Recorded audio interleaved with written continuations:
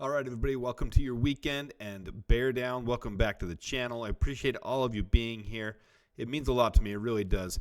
We've got an exciting weekend with the Senior Bowl and everything going on, but I'm repping my Justin Fields jersey for a very specific reason this weekend and this morning that I'm going to kick off for you guys because it all revolves around this, and this isn't being talked about enough.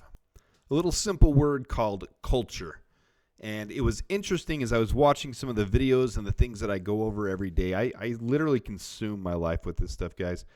And Brad Spielberger is a guy that I respect. Sometimes I don't agree with everything he says, but I respect his opinion. He's from PFF.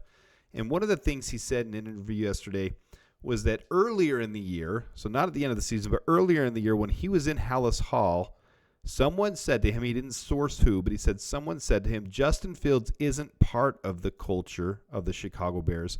Justin Fields is the culture of the Chicago Bears.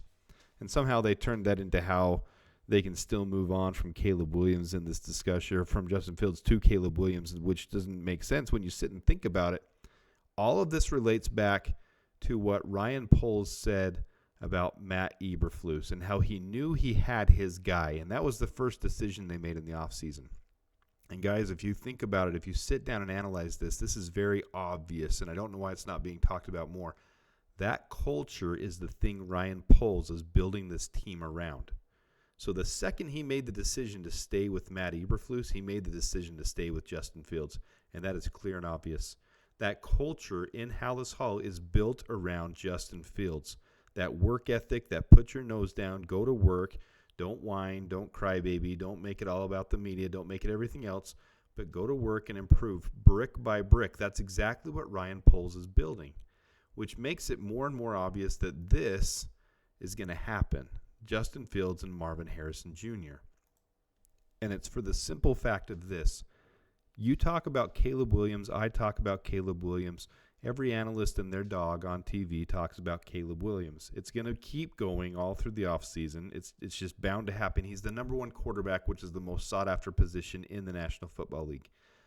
But it's not consensus that he's a generational talent. It's consensus that he's the number one quarterback, and it's argued that he could be a generational talent. And Cliff Kingsbury put out there that he is compared to Pat Mahomes, and other people have now said, well, he's more like Kyler Murray, or he's more like X, Y, or Z. We can put out 50. I've put it out there. You've seen my videos. Obviously, I'm right in the forefront of all of this.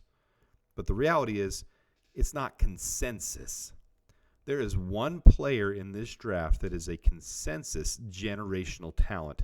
There's not a single person that's saying he's not. And if you compare him to any of the wide receivers in the last 10 years, he grades out the highest, even higher than Jamar Chase. If you guys remember that draft from 4 years ago, from 2020. Jamar Chase was a generational talent, and he is. Marvin Harrison Jr. is consensus a generational talent.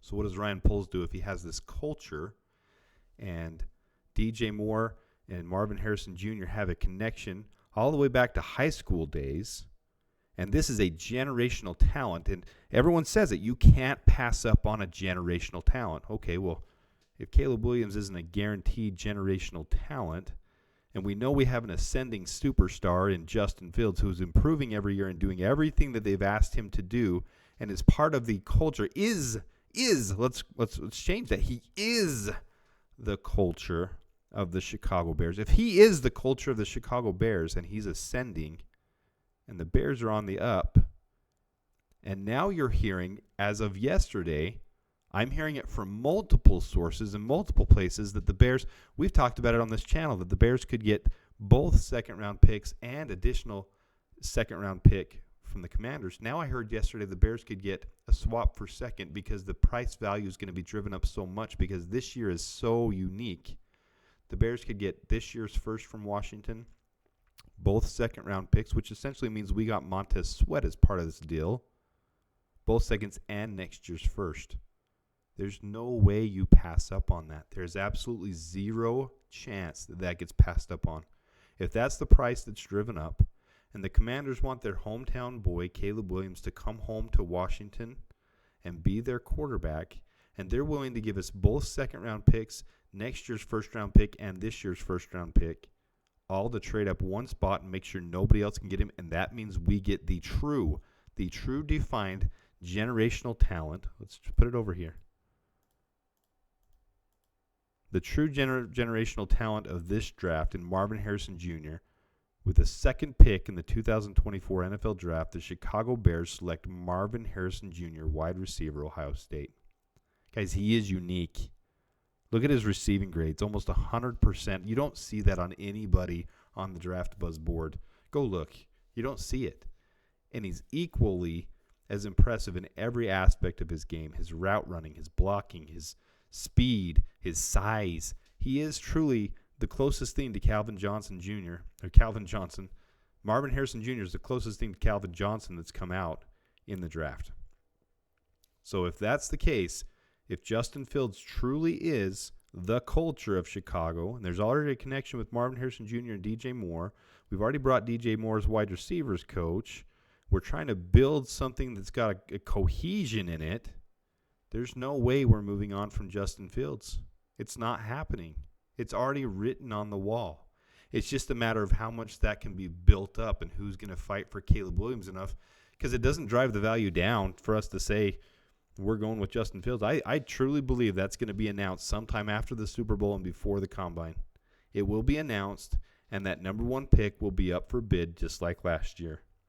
And I think Ryan Poles will make the smartest decision in his tenure by trading down one spot. And if not one, if the Patriots are willing to fight for it and give us more, they'll go for it and we can get number 3. But I think the reason it will be number 2 is because that value and that price will be driven up so much, and the Commanders will want their hometown boy, that they're going to be willing to pay that first, next year's first, and both seconds this year to get Caleb Williams. And to them, that's going to change their entire franchise because they have a decent team.